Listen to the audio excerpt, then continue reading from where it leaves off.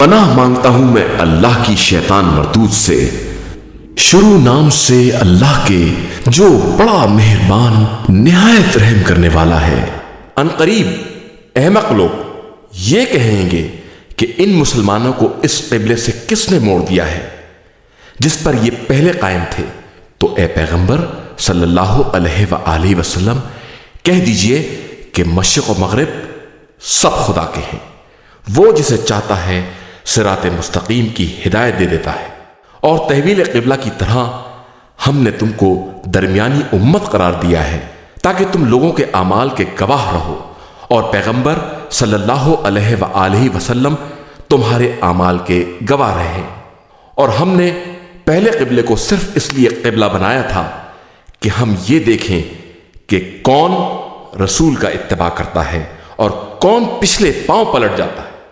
اگرچہ یہ قبلہ ان لوگوں کے علاوہ سب پر گرا ہے جن کی اللہ نے ہدایت کر دی ہے، اور خدا ایمان کو ضائع نہیں کرنا چاہتا، وہ بندوں کے حال پر مہربان اور رحم کرنے والا ہے۔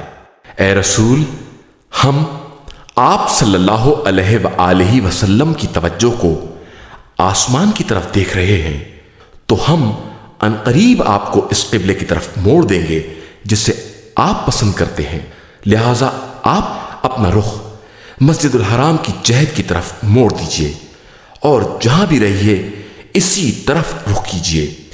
اہل کتاب خوب جانتے ہیں کہ خدا کی طرف سے یہی برحق ہے، اور اللہ ان لوگوں کے اعمال سے غافل نہیں ہے۔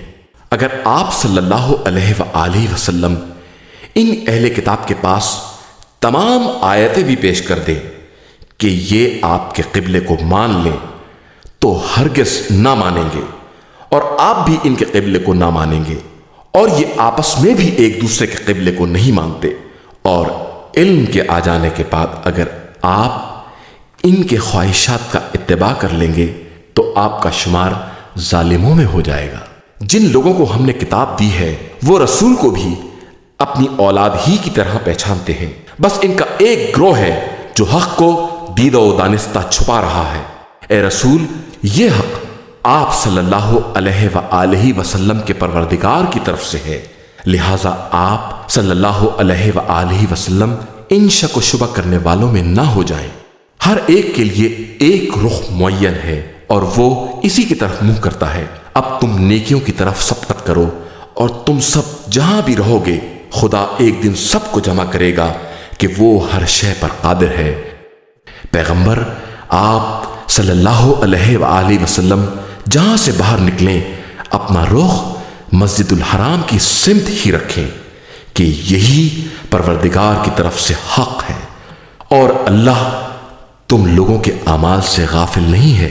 اور آپ صلی اللہ علیہ وآلہ وسلم جہاں سے بھی نکلیں اپنا رخ خانہ کعبہ کی طرف رکھیں، اور پھر تم سب جہاں رہو تم سب بھی اپنا رخ ادھر ہی رکھو تاکہ لوگوں کے لیے تمہارے اوپر کوئی حجت نہ رہ جائے سوائے ان لوگوں کے جو ظالم ہیں۔ تو ان کا خوف نہ کرو بلکہ اللہ سے ڈرو کہ ہم تم پر اپنی نعمت تمام کر دینا چاہتے ہیں کہ شاید تم ہدایت یافتہ ہو جاؤ۔ جس طرح ہم نے تمہارے درمیان تمہیں میں سے ایک رسول بھیجا ہے جو تم پر ہماری آیات کی تلاوت کرتا ہے، تمہیں پاک و پاکیزہ بناتا ہے، اور تمہیں کتاب و حکمت کی تعلیم دیتا ہے، اور وہ سب کچھ بتاتا ہے جو تم نہیں جانتے تھے۔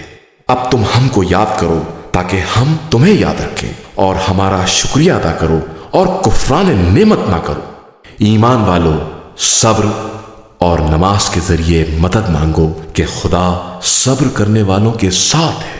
اور جو لوگ رائے خدا میں قتل ہو جاتے ہیں انہیں مردہ نہ کہو بلکہ وہ زندہ ہیں، لیکن تمہیں ان کی زندگی کا شعور نہیں ہے۔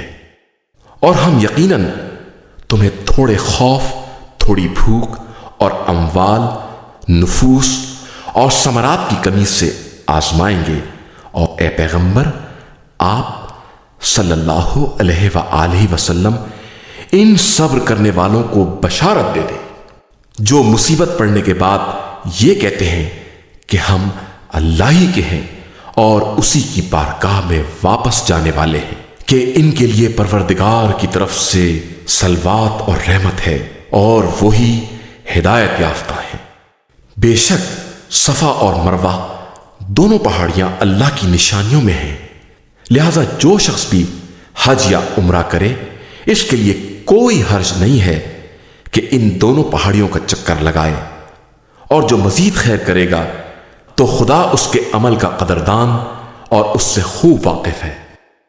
جو لوگ ہمارے نازل کیے ہوئے واضح بیانات اور ہدایات کو ہمارے بیان کر دینے کے بعد بھی چھپاتے ہیں، ان پر اللہ بھی لعنت کرتا ہے اور تمام لعنت کرنے والے بھی لعنت کرتے ہیں، علاوہ ان لوگوں کے جو توبہ کر لیں اور اپنے کیے کی اصلاح کر لیں اور جس کو چھپایا ہے اس کو واضح کر دیں، تو ہم ان کی توبہ قبول کر لیتے ہیں کہ ہم بہترین توبہ قبول کرنے والے اور مہربان ہیں۔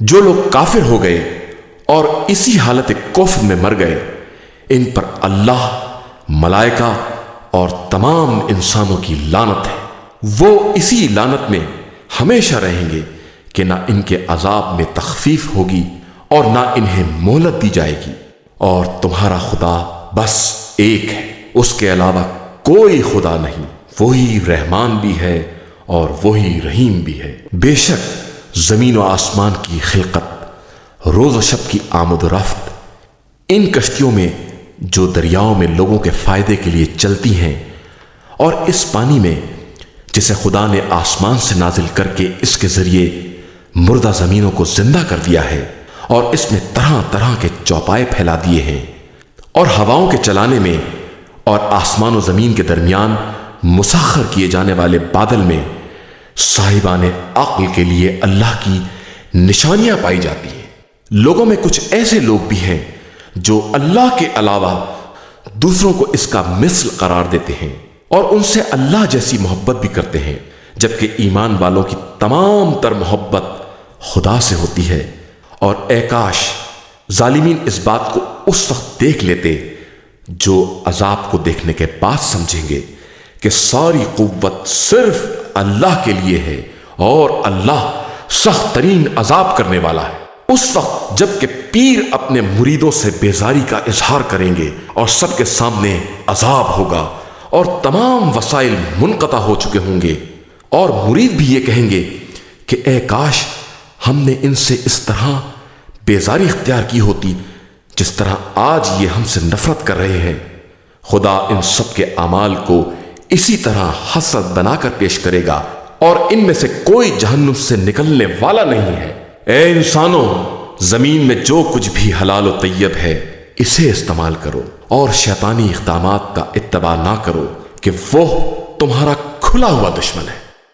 وہ بس تمہیں بد عملی اور بدکاری کا حکم دیتا ہے اور اس بات پر آمادہ کرتا ہے کہ خدا کے خلاف جہالت کی باتیں کرتے رہو۔ جب ان سے کہا جاتا ہے کہ جو کچھ خدا نے نازل کیا ہے اس کا اتباع کرو، تو کہتے ہیں کہ ہم اس کا اتباع کریں گے جس پر ہم نے اپنے باپ دادا کو پایا ہے۔ کیا یہ ایسا ہی کریں گے چاہے ان کے باپ دادا بے عقل ہی رہے ہوں اور ہدایت یافتہ نہ رہے ہوں؟ جو لوگ کافر ہو گئے ہیں ان کے پکارنے والے کی مثال اس شخص کی ہے جو جانوروں کو آواز دے اور جانور پکار اور آواز کے علاوہ کچھ نہ سنے اور نہ سمجھے۔ یہ کفار بہرے، گونگے اور اندھے ہیں، انہیں عقل سے سروکار نہیں ہے۔ صاحبان ایمان، جو ہم نے پاکیزہ رزق عطا کیا ہے اسے کھاؤ اور دینے والے خدا کا شکریہ ادا کرو اگر تم اس کی عبادت کرتے ہو۔ اور اس نے تمہارے اوپر بس مردار، خون، سور کا گوشت اور جو غیر خدا کے نام پر ذبح کیا جائے اس کو حرام قرار دیا ہے۔ پھر بھی اگر کوئی مستر ہو جائے اور حرام کا طلبگار اور ضرورت سے زیادہ استعمال کرنے والا نہ ہو تو اس کے لیے کوئی گناہ نہیں ہے۔ بے شک خدا بخشنے والا اور مہربان ہے۔ جو لوگ خدا کی نازل کی ہوئی کتاب کے احکام کو چھپاتے ہیں اور اسے تھوڑی قیمت پر بیچ ڈالتے ہیں، وہ در حقیقت اپنے پیٹ میں صرف آگ بھر رہے ہیں، اور خدا روز قیامت ان سے بات بھی نہ کرے گا اور نہ انہیں پاکیزہ قرار دے گا، اور ان کے لیے دردناک عذاب ہے۔ یہی وہ لوگ ہیں جنہوں نے گمراہی کو ہدایت کے عوض اور عذاب کو مغفرت کے عوض خرید لیا ہے۔ آخر یہ آتش جہنم پر کس قدر صبر کریں گے؟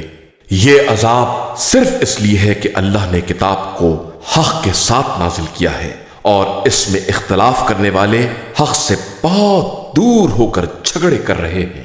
نیکی یہ نہیں ہے کہ اپنا رخ مشرق اور مغرب کی طرف کر لو، بلکہ نیکی اس شخص کا حصہ ہے جو اللہ، آخرت، ملائکہ، کتاب اور انبیاء پر ایمان لے آئے اور محبت خدا میں قرابت داروں، یتیموں، مسکینوں، غربت زدہ مسافروں، سوال کرنے والوں اور غلاموں کی آزادی کے لیے مال دے اور نماز قائم کرے اور زکوٰۃ ادا کرے اور جو بھی عہد کرے اسے پورا کرے اور فقر و فاقے میں اور پریشانیوں اور بیماریوں میں اور میدان جنگ کے حالات میں صبر کرنے والے ہوں، تو یہی لوگ اپنے دعوی ایمان و احسان میں سچے ہیں اور یہی صاحبان تقوی اور پرہیزگار ہیں۔ ایمان والو، تمہارے اوپر مقتولین کے بارے میں قصاص لکھ دیا گیا ہے، آزاد کے بدلے آزاد اور غلام کے بدلے غلام اور عورت کے بدلے عورت۔ اب اگر کسی کو مقتول کے وارث کی طرف سے معافی مل جائے تو نیکی کا اتباع کرے اور احسان کے ساتھ اس کے حق کو ادا کر دے، یہ پروردگار کی طرف سے تمہارے حق میں تخفیف اور رحمت ہے۔ لیکن اب جو شخص زیادتی کرے گا اس کے لیے دردناک عذاب بھی ہے۔ صاحبان عقل، تمہارے لیے قصاص میں زندگی ہے کہ شاید تم اس سے متقی بن جاؤ۔ تمہارے اوپر یہ بھی لکھ دیا ہے کہ تم میں سے کسی کی موت سامنے آ جائے تو اگر کوئی مال چھوڑا ہے تو اپنے ماں باپ اور قرابت داروں کے لیے وصیت کر دے۔ یہ صاحبان تقوی پر ایک طرح کا حق ہے۔ اس کے بعد وصیت کو سن کر جو شخص تبدیل کر دے گا اس کا گناہ تبدیل کرنے والے پر ہوگا، تم پر نہیں۔ خدا سب کا سننے والا اور سب کے حالات سے باخبر ہے۔ پھر اگر کوئی شخص وصیت کرنے والے کی طرف سے طرفداری یا ناانصافی کا خوف رکھتا ہو اور وہ ورثے میں صلح کرا دے تو اس پر کوئی گناہ نہیں ہے۔ اللہ بڑا بخشنے والا اور مہربان ہے۔ صاحبان ایمان، تمہارے اوپر روزے اسی طرح لکھ دیے گئے ہیں جس طرح تمہارے پہلے والوں پر لکھے گئے تھے، شاید تم اسی طرح متقی بن۔ یہ روزے صرف چند دن کے ہیں، لیکن اس کے بعد بھی کوئی شخص مریض ہے یا سفر میں ہے تو اتنے ہی دن دوسرے زمانے میں رکھ لے گا۔ اور جو لوگ صرف شدت اور مشقت کی بنا پر روزے نہیں رکھ سکتے ہیں وہ ایک مسکین کو کھانا کھلا دیں، اور اگر اپنی طرف سے زیادہ نیکی کر دیں تو اور بہتر ہے، لیکن روزہ رکھنا بہرحال تمہارے حق میں بہتر ہے اگر تم صاحبان علم و خبر ہو۔ ماہ رمضان وہ مہینہ ہے جس میں قرآن نازل کیا گیا ہے جو لوگوں کے لیے ہدایت ہے، اور اس میں ہدایت اور حق و باطل کے امتیاز کی واضح نشانیاں موجود ہیں۔ لہذا جو شخص اس مہینے میں حاضر رہے اس کا فرض ہے کہ روزے رکھے، اور جو مریض یا مسافر ہو وہ اتنے ہی دن دوسرے زمانے میں رکھے۔ خدا تمہارے بارے میں آسانی چاہتا ہے، زحمت نہیں چاہتا، اور اتنے ہی دن کا حکم اس لیے ہے کہ تم عدد پورے کر دو اور اللہ کی دی ہوئی ہدایت پر اس کی کبریائی کا اقرار کرو، اور شاید اس طرح تم اس کے شکر گزار بندے بن جاؤ۔ اور پیغمبر صلی اللہ علیہ وآلہ وسلم، اگر میرے بندے تم سے میرے بارے میں سوال کریں تو میں ان سے قریب ہوں، پکارنے والے کی آواز سنتا ہوں جب بھی پکارتا ہے، لہذا مجھ سے طلب قبولیت کریں اور مجھی پر ایمان و اعتماد رکھیں کہ شاید اس طرح راہ راست پر آ جائیں۔ تمہارے لیے ماہ رمضان کی رات میں عورتوں کے پاس جانا حلال کر دیا گیا ہے، وہ تمہارے لیے پردہ پوش ہیں اور تم ان کے لیے۔ خدا کو معلوم ہے کہ تم اپنے ہی نفس سے خیانت کرتے تھے تو اس نے تمہاری توبہ قبول کر کے تمہیں معاف کر دیا۔ اب تم با اطمینان مباشرت کرو، اور جو خدا نے تمہارے لیے مقدر کیا ہے اس کی آرزو کرو، اور اس وقت تک کھا پی سکتے ہو جب تک فجر کا سیاہ ڈورا سفید ڈورے سے نمایاں نہ ہو جائے۔ اس کے بعد رات کی سیاہی تک روزہ پورا کرو، اور خبردار مسجدوں میں اعتکاف کے موقع پر عورتوں سے مباشرت نہ کرنا۔ یہ سب مقررہ حدود الہی ہے، ان کے قریب بھی نہ جانا۔ اللہ اس طرح اپنی آیتوں کو لوگوں کے لیے واضح طور پر بیان کرتا ہے کہ شاید وہ متقی اور پرہیزگار بن جائیں۔ اور خبردار، ایک دوسرے کا مال ناجائز طریقے سے نہ کھانا اور نہ حکام کے حوالے کر دینا کہ رشوت دے کر حرام طریقے سے لوگوں کے اموال کو کھا جاؤ، جبکہ تم جانتے ہو کہ یہ تمہارا مال نہیں ہے۔ اے پیغمبر، یہ لوگ آپ صلی اللہ علیہ وآلہ وسلم سے چاند کے بارے میں سوال کرتے ہیں، تو فرما دیجئے کہ یہ لوگوں کے لیے اور حج کے لیے وقت معلوم کرنے کا ذریعہ ہے، اور یہ کوئی نیکی نہیں ہے کہ مکانات میں پچھواڑے کی طرف سے آؤ، بلکہ نیکی ان کے لیے ہے جو پرہیزگار ہوں اور مکانات میں دروازوں کی طرف سے آئیں، اور اللہ سے ڈرو، شاید تم کامیاب ہو جاؤ۔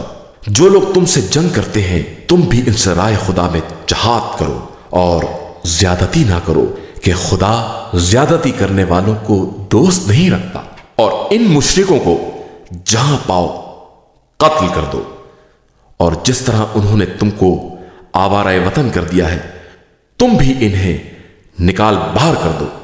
اور فتنہ پردازی تو قتل سے بھی بدتر ہے، اور ان سے مسجد الحرام کے پاس اس وقت تک جنگ نہ کرنا جب تک وہ تم سے جنگ نہ کریں۔ اس کے بعد جنگ چھیڑ دیں تو تم بھی چپ نہ بیٹھو اور جنگ کرو، کہ یہی کافرین کی سزا ہے۔ پھر اگر جنگ سے باز آ جائیں تو خدا بڑا بخشنے والا اور مہربان ہے۔ اور ان سے اس وقت تک جنگ جاری رکھو جب تک سارا فتنہ ختم نہ ہو جائے اور دین صرف اللہ کا نہ رہ جائے۔ پھر اگر وہ لوگ باز آ جائیں تو ظالمین کے علاوہ کسی پر زیادتی جائز نہیں ہے۔ شہر حرام کا جواب شہر حرام ہے، اور حرمات کا بھی قصاص ہے، لہذا جو تم پر زیادتی کرے تم بھی ویسا ہی برتاؤ کرو جیسی زیادتی اس نے کی ہے، اور اللہ سے ڈرتے رہو، اور یہ سمجھ لو کہ خدا پرہیزگاروں ہی کے ساتھ ہے۔ اور راہ خدا میں خرچ کرو، اور اپنے نفس کو ہلاکت میں نہ ڈالو۔ نیک برتاؤ کرو کہ خدا نیک عمل کرنے والوں کے ساتھ ہے۔ حج اور عمرہ کو اللہ کے لیے تمام کرو۔ اب اگر گرفتار ہو جاؤ تو جو قربانی ممکن ہو دے دو، اور اس وقت تک سر نہ منڈواؤ جب تک قربانی اپنی منزل تک نہ پہنچ جائے۔ اب جو تم میں سے مریض ہے یا اس کے سر میں کوئی تکلیف ہے تو وہ روزہ یا صدقہ یا قربانی دے دے۔ پھر جب اطمینان ہو جائے تو جس نے عمرہ سے حج تمتع کا ارادہ کیا ہے وہ ممکنہ قربانی دے دے، اور قربانی نہ مل سکے تو 3 روزے حج کے دوران اور 7 واپس آنے کے بعد رکھے، کہ اس طرح 10 پورے ہو جائیں۔ یہ حج تمتع اور قربانی ان لوگوں کے لیے ہے جن کے اہل مسجد الحرام کے حاضر شمار نہیں ہوتے۔ اور اللہ سے ڈرتے رہو، اور یاد رکھو کہ خدا کا عذاب بہت سخت ہے۔ حج چند مقررہ مہینوں میں ہوتا ہے، اور جو شخص بھی اس زمانے میں اپنے اوپر حج لازم کر لے اسے عورتوں سے مباشرت، گناہ اور جھگڑے کی اجازت نہیں ہے۔ اور تم جو بھی خیر کرو گے خدا اسے جانتا ہے۔ اپنے لیے زاد راہ فراہم کرو کہ بہترین زاد راہ تقویٰ ہے، اور اے صاحبان عقل ہم سے ڈرو۔ تمہارے لیے کوئی حرج نہیں ہے کہ اپنے پروردگار کے فضل و کرم کو تلاش کرو۔ پھر جب عرفات سے کوچ کرو تو مشعر الحرام کے پاس ذکر خدا کرو، اور اس طرح ذکر کرو جس طرح اس نے ہدایت دی ہے، اگرچہ تم لوگ اس کے پہلے گمراہوں میں سے تھے۔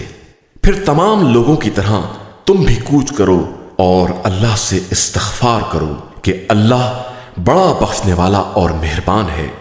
پھر جب سارے مناسک تمام کر لو تو خدا کو اسی طرح یاد رکھو جس طرح اپنے باپ دادا کو یاد کرتے ہو، بلکہ اس سے بھی زیادہ کہ بعض لوگ ایسے ہیں جو کہتے ہیں کہ پروردگار ہمیں دنیا ہی میں نیکی دے دے اور ان کا آخرت میں کوئی حصہ نہیں ہے، اور بعض کہتے ہیں کہ پروردگار ہمیں دنیا میں بھی نیکی عطا فرما اور آخرت میں بھی، اور ہم کو عذاب جہنم سے محفوظ فرما۔ یہی وہ لوگ ہیں جن کے لیے ان کی کمائی کا حصہ ہے، اور خدا بہت جلد حساب کرنے والا ہے۔ اور چند معین دنوں میں ذکر خدا کرو، اس کے بعد جو 2 دن کے اندر جلدی کرے گا اس پر بھی کوئی گناہ نہیں ہے، اور جو تاخیر کرے گا اس پر بھی کوئی گناہ نہیں ہے، بشرطے کہ پرہیزگار رہا ہو۔ اور اللہ سے ڈرو، اور یہ یاد رکھو تم سب اسی کی طرف محشور کیے جاؤ گے۔ انسانوں میں ایسے لوگ بھی ہیں جن کی باتیں زندگانی دنیا میں بھلی لگتی ہیں، اور وہ اپنے دل کی باتوں پر خدا کو گواہ بناتے ہیں، حالانکہ وہ بدترین دشمن ہے۔ اور جب آپ صلی اللہ علیہ وآلہ وسلم کے پاس سے منہ پھیرتے ہیں تو زمین میں فساد برپا کرنے کی کوشش کرتے ہیں اور کھیتیوں اور نسلوں کو برباد کرتے ہیں، جبکہ خدا فساد کو پسند نہیں کرتا ہے۔ جب ان سے کہا جاتا ہے کہ تقوی الہی اختیار کرو تو غرور گناہ کے آڑے آ جاتا ہے۔ ایسے لوگوں کے لیے جہنم کافی ہے جو بدترین ٹھکانہ ہے۔ اور لوگوں میں وہ بھی ہیں جو اپنے نفس کو مرضی پروردگار کے لیے بیچ ڈالتے ہیں، اور اللہ اپنے بندوں پر بڑا مہربان ہے۔ ایمان والو، تم سب مکمل طریقے سے اسلام میں داخل ہو جاؤ اور شیطانی اقدامات کا اتباع نہ کرو کہ وہ تمہارا کھلا ہوا دشمن ہے۔ پھر اگر کھلی نشانیوں کے آ جانے کے بعد لغزش پیدا ہو جائے تو یاد رکھو کہ خدا سب پر غالب ہے اور صاحب حکمت ہے۔ یہ لوگ اس بات کا انتظار کر رہے ہیں کہ ابر کے سائے کے پیچھے عذاب خدا یا ملائکہ آ جائیں اور ہر امر کا فیصلہ ہو جائے، اور سارے امور کی بازگشت تو خدا ہی کی طرف ہے۔ ذرا بنی اسرائیل سے پوچھئے کہ ہم نے انہیں کس قدر نعمتیں عطا کی ہیں، اور جو شخص بھی نعمتوں کے آ جانے کے بعد انہیں تبدیل کر دے گا وہ یاد رکھے کہ خدا کا عذاب بہت شدید ہوتا ہے۔ اصل میں کافروں کے لیے زندگانی دنیا آراستہ کر دی گئی ہے، اور وہ صاحبان ایمان کا مذاق اڑاتے ہیں، حالانکہ قیامت کے دن متقی اور پرہیزگار افراد کا درجہ ان سے کہیں زیادہ بالا تر ہوگا، اور اللہ جس کو چاہتا ہے بے حساب رزق دیتا ہے۔ فطری اعتبار سے سارے انسان ایک قوم تھے، پھر اللہ نے بشارت دینے والے اور ڈرانے والے انبیاء بھیجے اور ان کے ساتھ برحق کتاب نازل کی تاکہ لوگوں کے اختلافات کا فیصلہ کریں، اور اصل اختلاف انہی لوگوں نے کیا ہے جنہیں کتاب مل گئی ہے اور ان پر آیات واضح ہو گئیں صرف بغاوت اور تعدی کی بنا پر۔ تو خدا نے ایمان والوں کو ہدایت دے دی اور انہوں نے اختلافات میں حکم الہی سے حق دریافت کر لیا، اور وہ تو جس کو چاہتا ہے صراط مستقیم کی ہدایت دے دیتا ہے۔ کیا تمہارا خیال ہے کہ تم آسانی سے جنت میں داخل ہو جاؤ گے، جبکہ ابھی تمہارے سامنے سابق امتوں کی مثال پیش نہیں آئی جنہیں فقر و فاقہ اور پریشانیوں نے گھیر لیا اور اتنے جھٹکے دیے گئے کہ خود رسول اور ان کے ساتھیوں نے یہ کہنا شروع کر دیا کہ آخر خدائی امداد کب آئے گی؟ تو آگاہ ہو جاؤ کہ خدائی امداد بہت قریب ہے۔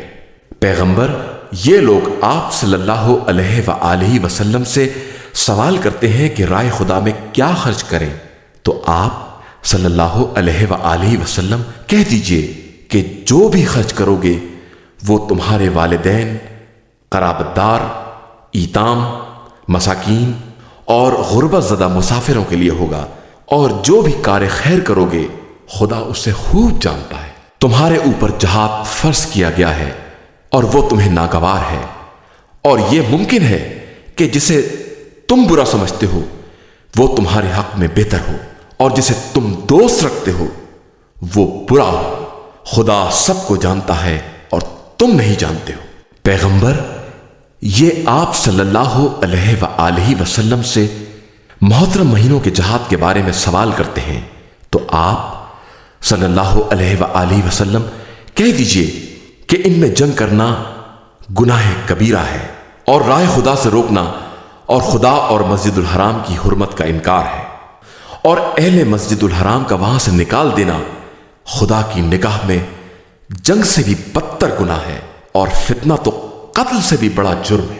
اور یہ کفار برابر تم لوگوں سے جنگ کرتے رہیں گے یہاں تک کہ ان کے امکان میں ہو کہ تم کو تمہارے دین سے پلٹا دیں، اور جو بھی اپنے دین سے پلٹ جائے گا اور کفر کی حالت میں مر جائے گا اس کے سارے اعمال برباد ہو جائیں گے اور وہ جہنمی ہوگا اور وہیں ہمیشہ رہے گا۔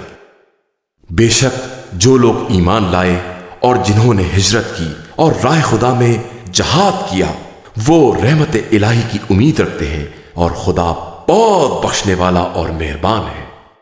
یہ آپ صلی اللہ علیہ وآلہ وسلم سے شراب اور جوئے کے بارے میں سوال کرتے ہیں تو کہہ دیجئے کہ ان دونوں میں بہت بڑا گناہ ہے اور بہت سے فائدے بھی ہیں، لیکن ان کا گناہ فائدے سے کہیں زیادہ بڑا ہے۔